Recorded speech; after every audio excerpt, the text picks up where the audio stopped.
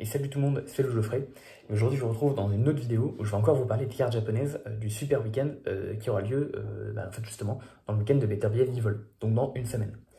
J'ai normalement déjà décortiqué tous les combats que je voulais décortiquer sur la carte du dimanche, donc à savoir le combat de Kenshiro Teraji contre Christopher Rosales pour les titres WBC des poids mouches, ainsi que le combat entre Takuma Inoue et Seiya Tsutsumi pour le titre WBA des poids coqs. J'ai pas forcément parlé du combat pour le titre WBO vacant des mi-mouches entre Iwata et Noriega, et j'ai pas non plus parlé du combat pour le titre WBA des mouches de Akui, contre donc Akui qui va le défendre contre un Thaïlandais que je ne connais pas qui s'appelle Charonfak. Ce que j'ai pas dit non plus, c'est que ce même jour, on va avoir une autre réunion japonaise qui va voir s'affronter des combattants, donc notamment John Riel Casimero, le fameux Philippin que tout le monde dit que Inoue esquive, et Hiroto Kyoguchi qui va revenir, qui a été une ancienne victime de Teraji et qui a eu une défaite contre Vince Paras, qui là du coup va tenter de prendre sa revanche pour essayer derrière de pouvoir choper un titre en poids mouche.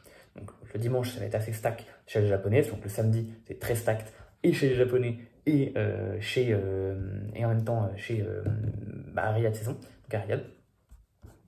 Et en plus de ça, le lundi, ils remettent une couche, puisqu'ils nous refont en fait la soirée de juillet, dans laquelle on avait Nakatani qui a combattu et qui a défendu son titre contre Astrolabio.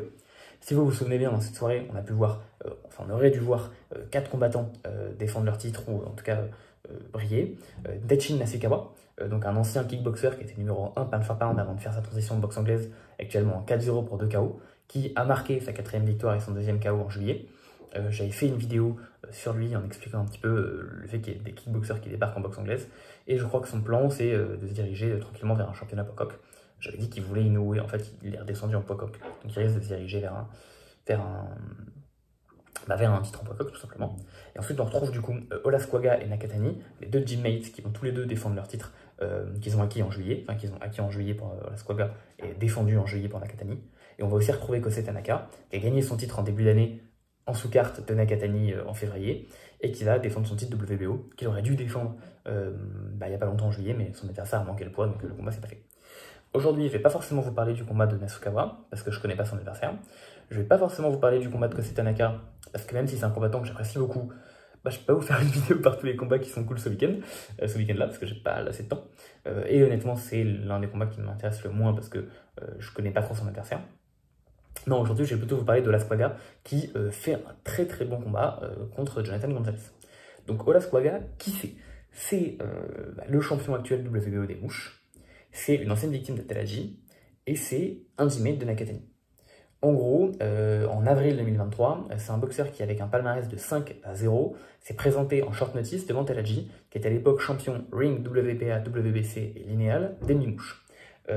Il s'est pointé en remplacement de l'ancien champion WBO des mi-mouches, Jonathan Gonzalez, donc le mec qui l'affronte dans 2 semaines, enfin dans 10 jours. À l'époque où je tourne cette vidéo, je pense que je la poste un peu plus tard. Donc en gros, à l'époque, Jonathan Gonzalez aurait dû affronter Teraji, mais il avait du mal à faire le poids et il tombait malade à quelques jours du combat. Donc il s'est retiré du combat et ils ont trouvé un type qui s'appelait Olasquaga en short notice. Ce mec s'entraînait au Japon en ce moment-là, donc c'est pour ça qu'ils l'ont récupéré pour le combat. Il s'entraînait avec Nakatani et il venait de la catégorie du dessus. Donc il a descendu d'une caté pour faire le combat et il a fait le combat contre Teraji. Il a donné une opposition réelle à Teraji, même s'il a fini par se faire dominer et par se faire mettre KO au 9e round. À ce moment-là, il y a beaucoup de gens qui ont critiqué Teraji en disant que Olasquaga était nul et que Teraji était nul pour mettre 9 rounds à battre un mec en 5-0. Et alors j'avais pas de YouTube à l'époque, mais j'ai pensé très très fort qu'en fait Olasquaga était très impressionnant pour un mec qui sort de nulle part en 5-0. Et en fait, avec le recul, il sortait pas vraiment de nulle part, puisque donc comme je dis, c'est un Gmail de Nakatani et qu'ils ont le même entraîneur. Qui s'appelle Hernandez, et j'ai encore mangé son nom, mais il s'appelle Hernandez. Et c'est un très bon entraîneur. Le fait est que du coup, à ce moment-là, Olasquaga est remonté en poids mouche, et après un combat gagné, il s'est vu offrir une chance mondiale pour affronter, pour le titre vacant en fait WBO, laissé par Bam Bam Rodriguez. Ce titre, donc il a pu le gagner en début d'année contre Riku Kano. Et c'est un combat qui a fait pas mal le tour. Alors il avait remporté tous les rounds, pour moi c'est un carte qui a remporté le round 1 et 2, et il y a 2 juges qui le voyaient 2 rounds à 0, un juge qui voyait un round à 1, et il a remporté ce titre par KO au 3e round, avec un KO qui a fait pas mal le tour des internets, où en gros il envoie un crochet du droit dans le gant de son adversaire, pour ensuite faire de la place pour envoyer une sorte de shovel hook en plein dans la mâchoire, et ce qui évidemment le sonne complètement et termine le combat. Donc ça fait pas mal le tour des réseaux, parce que, alors c'est pas, le KO en soi il n'est pas le plus impressionnant de l'année, il est impressionnant, c'est pas le plus impressionnant de l'année, mais surtout, voilà, il y a pas mal de chaînes d'analyse qui ont montré, regardez-moi, le génie de ce boxeur qui frappe le gant pour ensuite créer de l'espace pour son crochet. Vraiment, ce mec est très smart. Et oui, il est très smart. D'autant plus qu'Hernandez lui avait clairement dit ton money punch, ce sera l'uppercut. Et voilà, Hernandez ne s'était pas trompé. Et donc moi c'est un combattant que j'aime du coup pas mal, voilà c'est un peu mon gars, hein, on se mente pas. En plus du coup c'est vraiment le pote ultime de Nakatani, les mecs sont tout le temps fourrés avec l'autre sur Insta, c'est assez incroyable. Donc moi je l'aime bien ce gars là, en plus il est tout jeune, hein, il a à peine 25 ans, donc je pense qu'il a encore pas mal de choses à faire dans le sport. Et en face de lui, donc actuellement il est champion WBO des mouches, hein. Et vous le savez peut-être, mais en WBO ce qui est pas mal, c'est que les champions ont la possibilité de très facilement monter d'une KT à l'autre en fait. Parce que, voilà, quand vous êtes champion WBO, vous avez la possibilité assez facilement de monter dans la catégorie du dessus pour affronter le champion WBO de la catégorie du dessus. Donc il y a au moins 2 combattants qui ont profité de cette permission-là pour gravir les catégories assez rapidement. C'est Navarrete, qui est du coup devenu champion dans 3 catégories comme ça, et justement Kosei Tanaka, qui a également été champion dans 4 KT avec ce genre de système.